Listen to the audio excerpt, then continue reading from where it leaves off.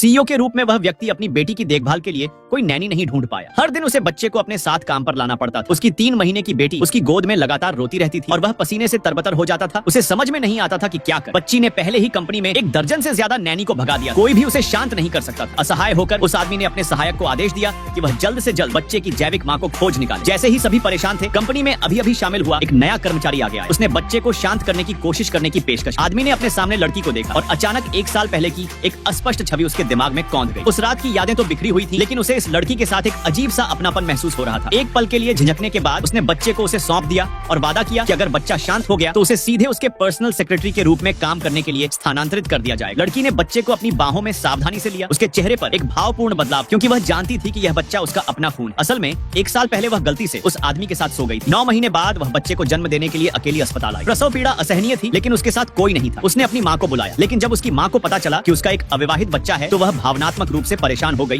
और अस्पताल जाते समय कार दुर्घटना में घायल हो गई। गंभीर रूप से घायल होने के कारण उसे आईसीयू में भर्ती होना पड़ा। अपनी माँ के इलाज का खर्च उठाने के लिए लड़की ने दांत पीसकर सहन किया। वह अपनी नवजात बेटी को चुपके से उस आदमी के घर के दरवाजे पर छोड़ गई और केवल एक पत्र और जन्म प्रमाण पत्र छोड़ गई। अस्पताल में वापस आकर उसकी माँ की हालत पहले ही बहुत खराब हो चुकी थी। उसकी माँ ने उसे एक जेड पेंडेंट दिया और कहा कि अगर उसे कोई कठिनाई आए तो अपने जैविक पिता को खोजने जाए। अपनी माँ की मृत्यु के बाद लड़की उसे दफनाने में असमर्थ थी। वह सबसे सस्ता कब्रिस्तान प्लॉट भी नहीं खरीद सकती थी, इसलिए उसने अपनी माँ की अस्थियों को अपने किराए के कमरे में रखा ताकि जल्दी से जल्दी पैसे कमा सके। उसने एक सूचीबद्ध कंपनी में नौकरी के लिए आवेदन किया, लेकिन कभी नहीं सोचा था कि कंपनी का सीईओ उसके बच्चे का जैविक पिता होगा। दूसरी ओर उस आदमी ने पहले ही बच्चे के लिए पितृत्व परीक्षण कर लिया था और परिणामों से पुष्टि हो गई कि बच्चा वास्तव में उसका अपना खून। जब उसके दादा को पता चला तो वह बहुत खुश हुआ और पोती को एक खजाने की तरह माना, लेकिन माँ की उपस्थिति के बिना बच्चा हर दिन रोता और परेशान रहता था। इसलिए उस आदमी के पास उसे अपने साथ काम पर लाने के अलावा कोई विकल्प नहीं था। आखिरकार एक दिन ऐसा आया, लड़की की गोद में बच्चे ने आखिरकार रोना बंद कर दिया और शांति से सो गया। इस दृश्य ने वहाँ मौजूद सभी लोगों को चौंका दिया। बच्चा पहली बार शांत था और आदमी ने पहली बार राहत भरी मुस्कान दिखाई। लड़की बदले में उसकी सेक्रेटरी बन गई। हालांकि